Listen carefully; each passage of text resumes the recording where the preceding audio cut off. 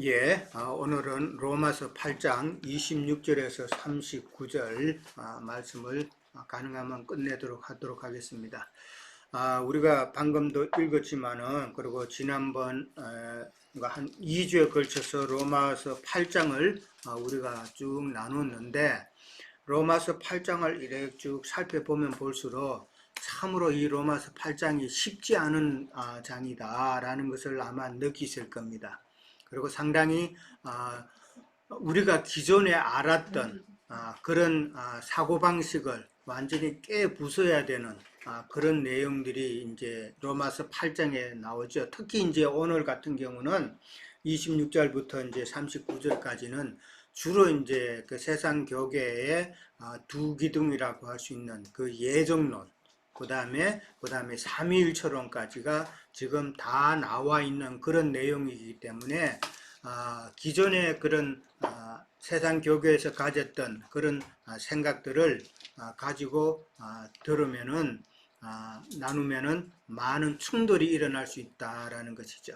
그러니까 오늘 말씀은 잘 들으시고 이해를 하셔야 됩니다.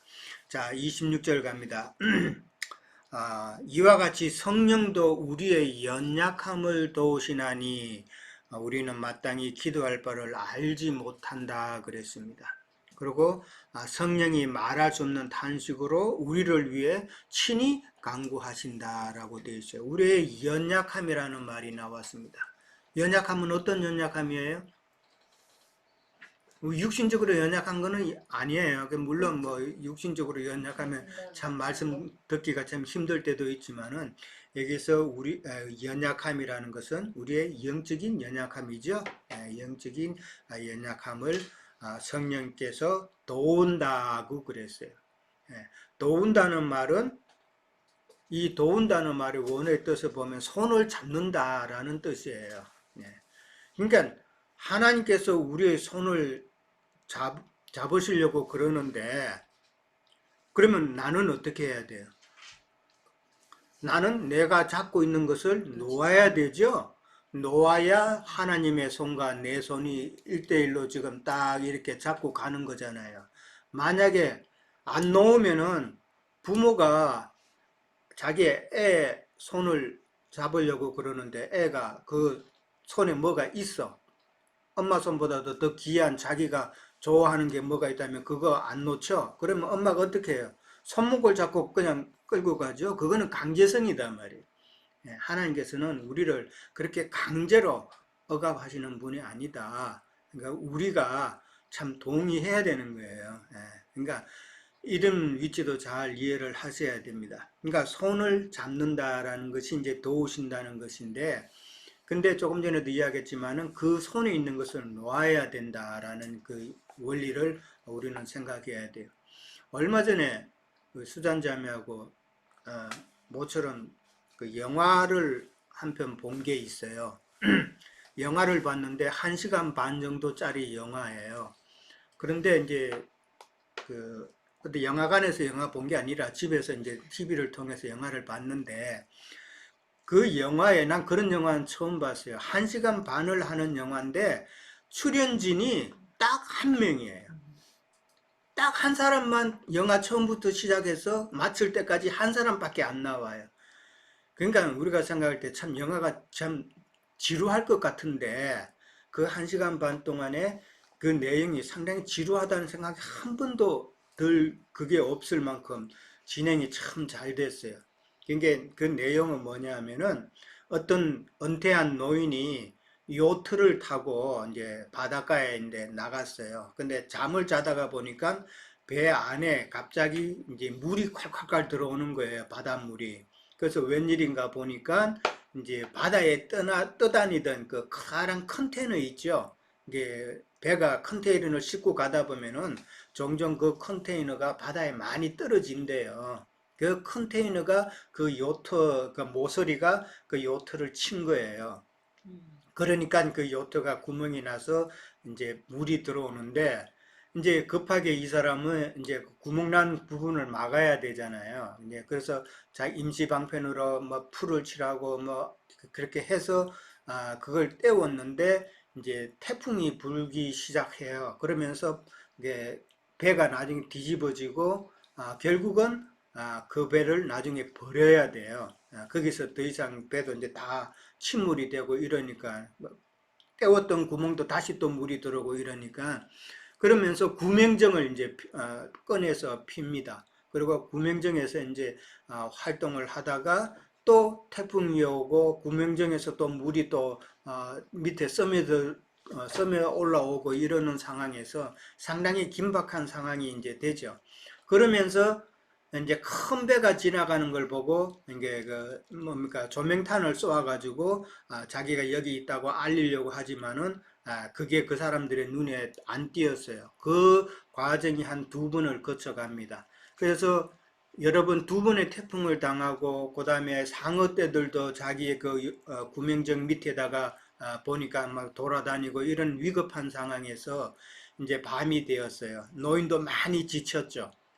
많이 지치고 이제 곧 죽을 그런 형편인데 이제 마지막에 밤에 불빛이 보이는 거예요. 어떤 배가 이제 큰 배는 아니에요. 근데 배가 지나가는 게 보이는 거예요. 근데 자기에게는 이제 더 이상 밤이니까 자기를 나타낼 방법이 없어요. 조명탄도 없고. 그럴 때에 그 사람이 마지막 방편으로 자기의 그 휴지를 이제 기록한 노트, 그동안 일지를 기록했는데 그걸 이제 다 태워버려요. 그것도 또 불빛이 약하니까 결국은 자기가 타고 있는 그 구명정을 이제 불질러 버리는 거예요. 그러니까 모든 것을 다 태우는 거예요. 그럴 때 이제 그 불을 보고 사람들이 와서 마지막 장면이 이제 구명정이 탔으니까 이 사람은 깔아앉을 거 아니에요. 배가 오는 도중에. 깔아앉는 그 상황에서 그 배가 오는 것을 봅니다. 그래서 힘을 내서 다시 물 위로 올라올 때에 마지막 장면이 손이 하나 쑥 내려와가지고 그 사람의 손을 잡는 그 장면이 영화의 끝이에요. 얼마나, 그러니까 우리 수잔 자매는 박수 치더라고요. 쫄깃쫄깃한 그런 과정인데, 한 사람의 배우가 나와서 이렇게 참 영화를 이끌어 간다는 건 난 놀랬고, 마지막 그 손을 잡는 그 내용에서 우리가 신앙적으로 참 많은 교훈을 주죠. 그 사람이 마지막 자기가 생명처럼 잡고 있던 그 구명정을 자기가 태움으로 자기는 이제 떨어지잖아요. 그 상황에서 신앙적으로 우리가 하나님의 그 도우심을 받으려면은 하나님의 손이 우리를 잡으시려면 우리의 모든 것을 내놓아야 되는구나 하는 그 신앙적인 메시지가 너무나도 강하게 느껴졌어요. 근데 우리는 자꾸 잡으려고 하잖아요. 잡으려고 하기 때문에 하나님의 도우심, 참 엄청난 그 구원의 손길을 때로는 놓치는 경우가 상당히 많다는 것을 참 경험을 했습니다. 뭐 다른 이야기로 갔지만은 자, 도우신다는 말은 이제 손을 잡는다. 우리의 연약함을 도우시는 그 성령은 우리가 보혜사 성령이라고 그러죠. 보혜사 성령이다. 자, 우리는 마땅히 기도할 바를 알지 못한다 그랬어요. 이 기도할 바를 알지 못한다는 말은 하나님이 우리에게 어떤 기도를 하기를 원하시는지를 우리가 깨닫지 못한다는 이야기죠.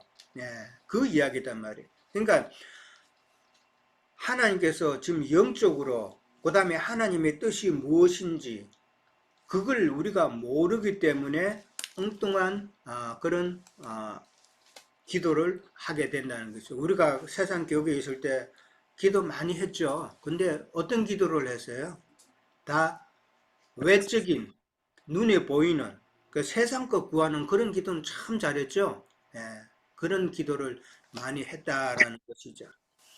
자, 근데 성경에 보면은 잘못된 기도를 요구를 한 내용이 마태복음 그 다음에 또 마가복음에 있죠. 누가 기억나는 사람이 있어요? 예수님께 잘못된 강구를 했던 사람 누가 있어요? 세베대 아들의 어머니가 강구하는 내용이 있었죠. 하나님 예수님께 뭐라 그랬어요? 예수님의 당신의 나라가 이제 이 땅에 세워지면은 자기 아들 둘이 있는데 자기 아들 하나는 주의 우편에 하나는 주의 좌편에 세워달라라고 강구를 했죠. 예, 이게 잘못된 강구의 대표잖아요. 마가복음 10장에는 그 두 아들이 야고보와 요한으로 나와요. 예수님의 형제 야고보가 아니라 이제 야고보가 둘인데 예, 보통 큰 야고보라 그래요. 세베대의 아들 야고보예요. 그 야고보와 그 형제 요한이라고 그렇게 나와요. 예, 그들이 또한 이제 예수님께 그렇게 기도한 내용이 나오는데 잘못된 기도의 전형적인 모습이다. 세상 것 구하는 것이 아니다라는 것이죠. 그 다음에 이제 성령이 말할 수 없는 탄식으로 우리를 위해 친히 간구한다 그랬어요. 왜 성령께서 탄식을 해요? 잘못 기도하는 거죠. 예, 잘못 기도하는 건데 그 잘못 기도한다는 거는 에베소서 6장 18절에 보면은 뭐라고 되어 있냐면은 에베소서 6장 18절에는 성령 안에서 기도하라라고 나와 있어요.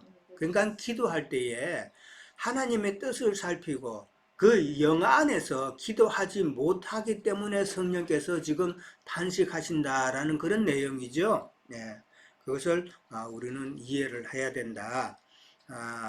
스가랴서 12장 10절에도 보면은 내가 간구하는 심령을 부어준다라고 그랬어요. 기도하는 것도 내가 하는 기도가 아니라 성령께서 우리의 심령에 그 영을 부어주셔야 된다는 이야기죠. 예. 진리를 깨달아서 말씀이신 그 영이 내 심령에 오셔야 내가 온전한 기도, 하나님께서 원하시는 그 기도를 할 수 있다라는 이야기단 말이에요. 예. 그러니까 내가 그냥 기도 막 하는 거, 이거는 다 세상 것 구하고, 그런 기도는 하나님의 뜻을 살피지 못하고 구하는 그런 기도는 다 참 성령이 탄식하는 그런 기도다라고 생각해 볼 수가 있어요. 그 말씀이신 그 영이 내 심령에 오셔야 된다 그랬는데 요한복음 14장 17절에는 그 영을 갖다가 진리의 영이다라고 표현을 했어요. 그러니까 진리의 영이 우리 심령에 와서 하나님의 그 진리로 인해서 하나님의 뜻이 무엇인지를 먼저 알아야 온전한 기도를 드릴 수 있는 것이고, 그 다음에 그 영이 성령께서 나와 함께 기도하는 것이 하나님께서 원하시는 온전한 기도다. 그렇게 이해를 하시면 될 것 같습니다. 자, 그 다음에 27절에 갑니다.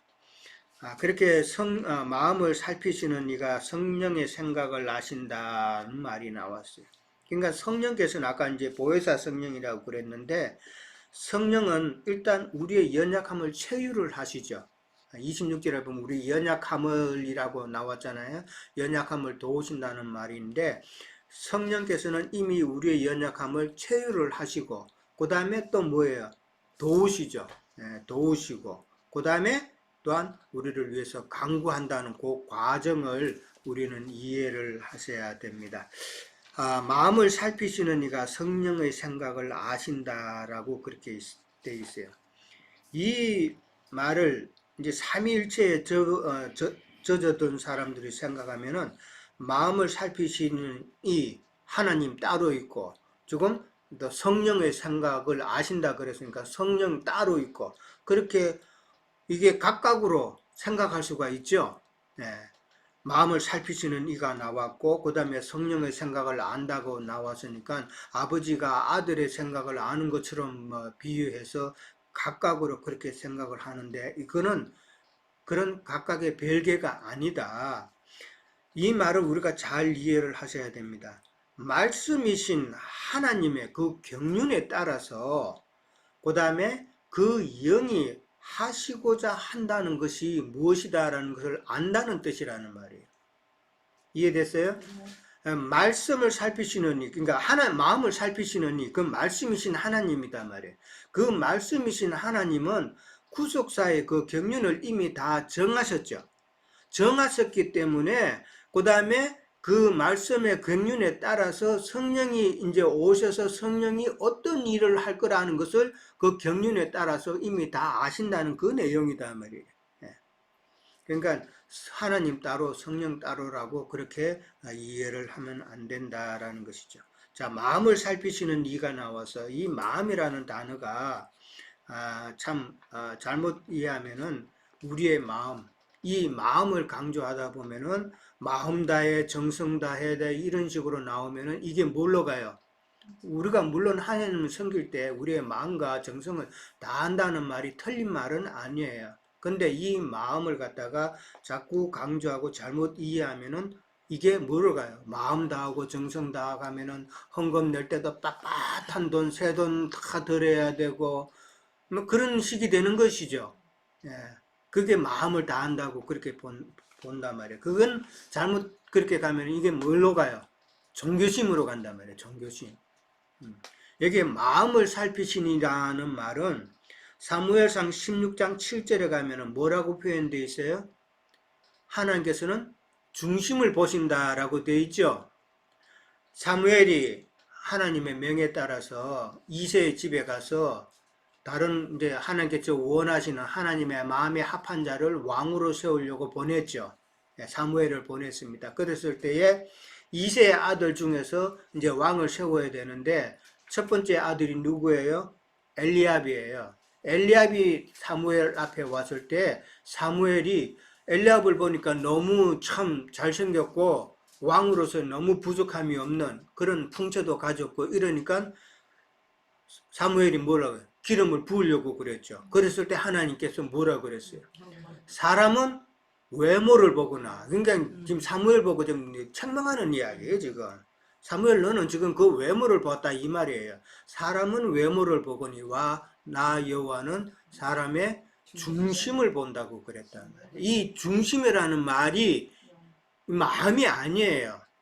예, 이 세상 교회에서는 이 마음이라 그래가지고 참 우리가 마음 다해서 하나님께 헌금하고 충성하고 이런 식으로 몰고 가는데 그건 성경을 변개시키는 거단 말이에요. 저 중심이라는 거는 영이단 말이에요. 영. 하나님께서는 각 사람의 그 영의 상태를 보신다 이 말이잖아요. 그 엘리압의 영의 상태는 지금 하나님께 불순종하는 그런 영이다라는 이 말이죠. 네. 그러니까 이 중심을 보신다. 이 마음이라는 말은 항상 영의 상태다라는 것을 잘 이해를 하시기 바랍니다. 그 다음에 이는 성령이 하나님의 뜻대로 성도들을 위해서 강구하신다라고 그랬어요. 성령이 강구하시는 거예요. 성령이 강구하신다 그랬는데 지난번에 우리가 살펴봤을 때 성령의 생각은 뭐라고 그랬어요? 생명과 평안이다라고 그랬단 말이에요.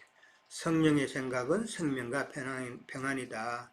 우리가 신앙생활을 하면서 이 신앙생활을 하면서 우리가 한번 생각해 봐야 될 것은 생명의 자람이 느껴지지 못하고 그 다음에 내 속에 내 심령 안에 말씀으로 인한 그 평안이 없다면은 우리의 영적인 상태를 우리는 다시 한번 점검해 봐야 된다라는 말이죠. 내가 무엇을 지금 잘못하고 있는지, 내가 무엇이 부족한지 이 사실을 반드시 확인을 해야 된다. 내 속에 그리스도의 영이 있는지 없는지 우리는 체크업을 해봐야 된다라는 것이죠. 내가 지금 무엇에 사로잡혀 있는가? 하나님은 정확하게 아신다는 것이죠. 하나님도 아실 뿐만 아니라 사실 나 자신도 더 잘 알죠. 나 자신도 잘 안다. 그러니까 내가 지금 무엇에 잡혀 있는가를 우리는 반드시 깨달아서 잘못된 것은 수정을 해야 된다라는 이야기죠. 자, 하나님의 뜻대로라는 말은 성령이 하나님의 뜻대로 성도들을 위해서 강구하신다라는 건데 하나님의 뜻을 따라라는 이야기단 말이에요. 하나님의 뜻에 따른다는 이 말은 다른 말로 표현하면 하나님의 경륜에 따라서라는 그런 의미가 된다는 것이죠. 28절에 넘어갑니다. 우리가 알거니와 하나님을 사랑하는 자 곧 그의 뜻대로 부르심을 입은 자들에게는 모든 것이 합력하여 선을 이룬다. 이 말 세상 교회에서는 참 많이 썼죠. 무슨 큰 일이 있으면은 우리가 합력해서 이루지 못할 것이 뭐 있느냐, 열심으로 다 한번 해보자 이런 식으로 다 격려할 때 이 말을 참 많이 썼죠. 하나님을 사랑하는 자 곧 그의 뜻대로 부르심을 입은 자, 하나님을 사랑하는 자, 부르심을 입은 자, 지금 같은 이야기죠? 예, 같은 이야기다. 근데 하나님을 사랑하는 자라는 것은 진리 안에 거하는 자라는 이야기단 말이에요. 예, 사실은. 진리 안에 거하는 자가 참 하나님을 사랑하는 자다라는 그런 이야기가 되겠죠.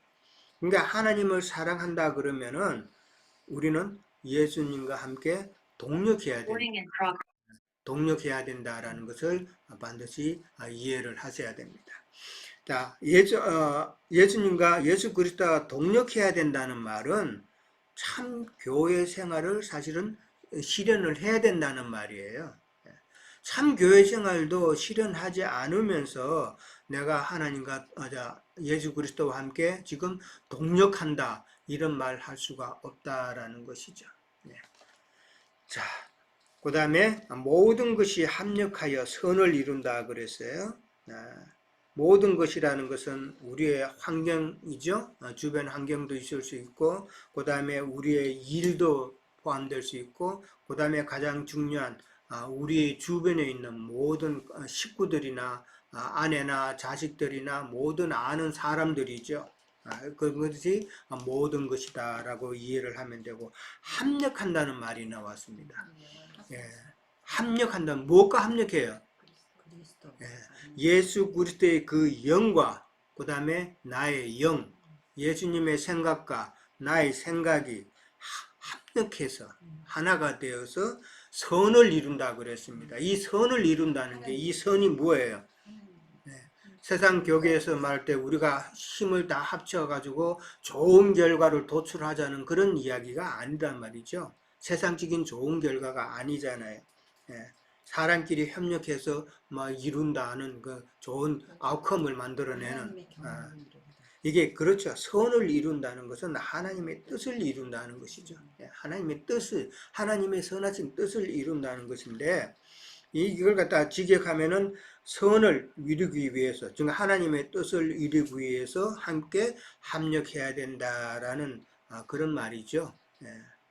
그러니까 그 영은, 예수 그리스도의 그 영은 우리와 합력하여서 우리를 참 신앙의 길로 인도하신다라고 이해를 하면 되겠죠. 그러니까 성령이 하시는 일은, 지금 우리가 성령의 도우심 가운데 성령께서 우리와 함께 하시는데, 성령이 우리와 함께 하신 것, 우리 속에서 성령이 지금 하시는 일은 결국은 뭐를 이야기를 할까? 지난주에, 이번 주죠. 그러니까 이번 주에 우리 홍영재님 포도 강론을 하시면서 이야기를 했죠. 성령이 하시는 일은 신부단장 시키는 거라 그랬단 말이에요. 신부단장 시킨다는 말이 뭐예요? 혼의 구원을 이루가는 과정이란 말이에요. 그 혼의 구원을 신부단장하는 도구는 뭐예요? 그러면은 말씀이다, 진리단 말이에요. 진리로 우리를 신부단장 시킨다라는 말이잖아요. 그러면서 우리는 지금 약혼의 단계라고 그랬죠. 약혼의 단계라는 것은, 약혼한다는 것은 신부가 신랑 집에 가서 약혼하는 거 아니에요. 고대 그 풍습에 보면은 신랑이 신부 집에 가서 약혼을 한단 말이에요. 그러면은 그 약혼할 때의 모든 경비는 신부가 되는 게 아니에요. 신랑이 되는 거예요. 그러면 이게 무슨 의미예요?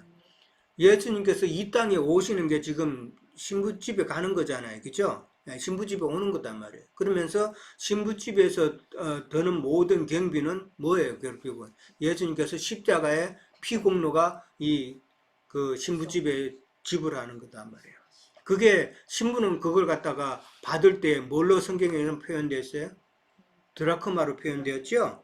영구석이단 말이에요. 드라크마를 잊어버리면 안 되는 것이죠. 그런 비밀을 잘 이해를 하시기 바랍니다. 그래서 신랑이 오셔서 약혼을 하고, 그 다음에 정혼을 할 때는 이제 신부가 신랑 집에 가서 이제 결혼식을, 이제 정혼식을 하는 거잖아요. 그죠? 그러면은 그 정혼은 뭐예요? 우리가 이 땅에서 이제 다 살고 죽고 이제 갈 때잖아요. 그게 이제 신부가 신랑 집에 가는 거라 그랬죠. 그러니까 계시록에 보면은 혼인식이 나오죠.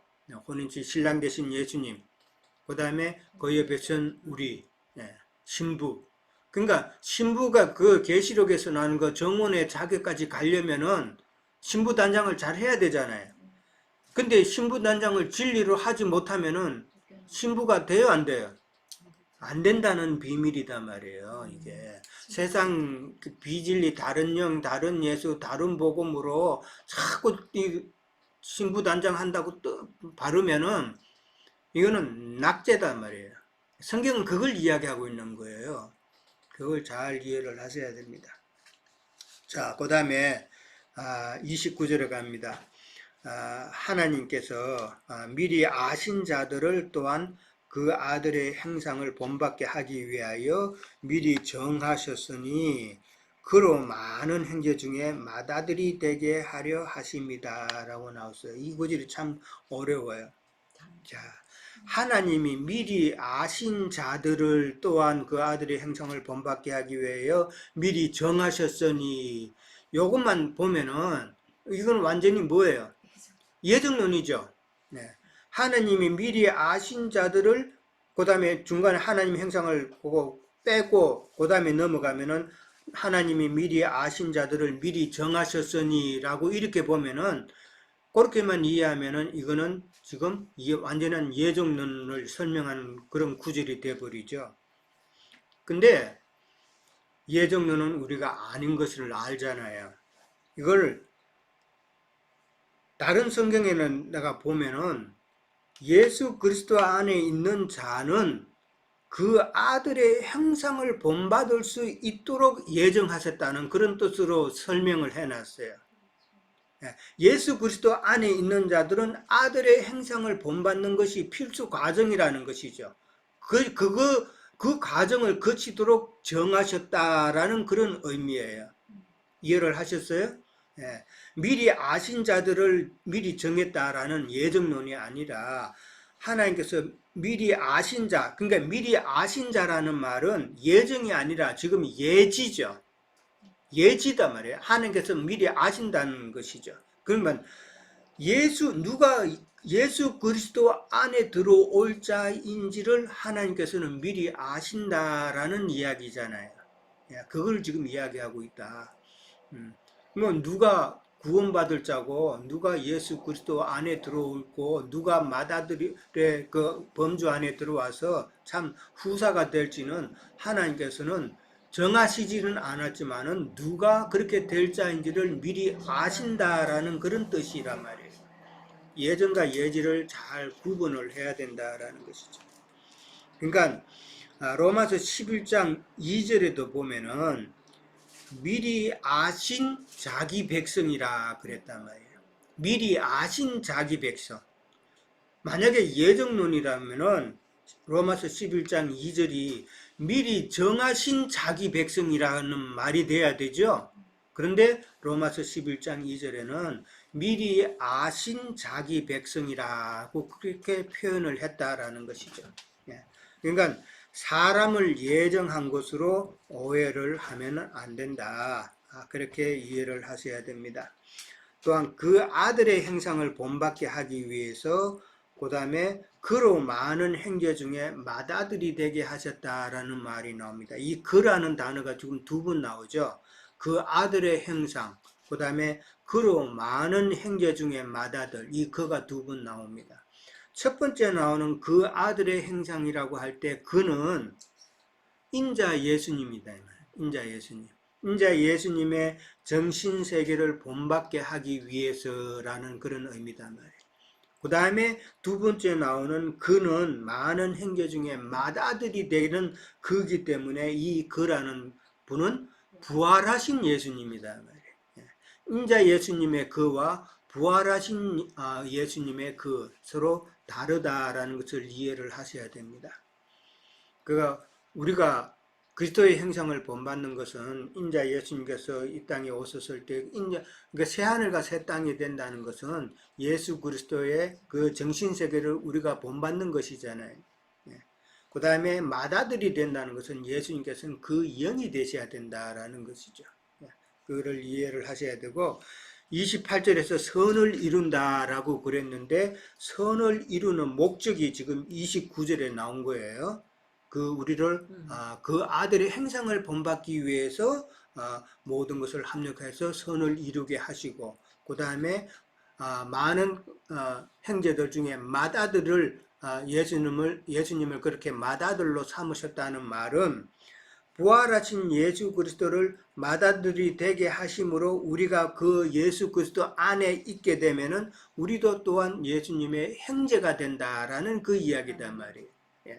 예수님의 형제가 된다. 그러니까 맏아들이라는 이 말은 예수님께서 맏아들이 되시고 우리가 그의 형제가 된다는 이 말은 사실은 같은 DNA라는 말이단 말이에요. 같은 DNA, 같은 형질이단 말이에요. 같은 영이단 말이에요. 이게 다르면은 형제라 할 수가 없죠. 요즘 참 세상이 좋아져 가지고 이게 얘가 진짜 내 아들인지 이게 형제인지 부모인지 DNA 검사해보면 금방 나타나죠. 같은 DNA다라는 그런 의미단 말이에요.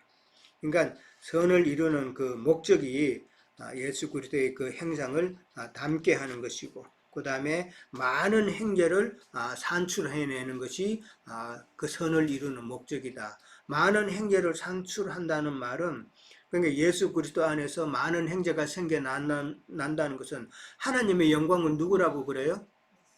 하나님의 영광은 예수 그리스도단 말이에요. 그러니까 예수 그리스도 안에 우리가 또 많은 형제가 되면은 우리를 통해서도 하나님의 영광이 또 많이 드러나죠. 그렇죠. 그래서 성경에 에베소서 보면은 에베소서 1장 23절에 보면은 하나님의 충만이라는 단어가 나온단 말이에요. 하나님의 충만. 그런 단어가 무슨 의미인지 이제 이해가 되는 것이죠. 우리를 통해서 하나님의 충만이 표현이 된다라는 그런 이야기예요. 자, 일단 첫째 시간은 여기까지 하도록 합니다. 잠깐 쉬었다 가겠습니다.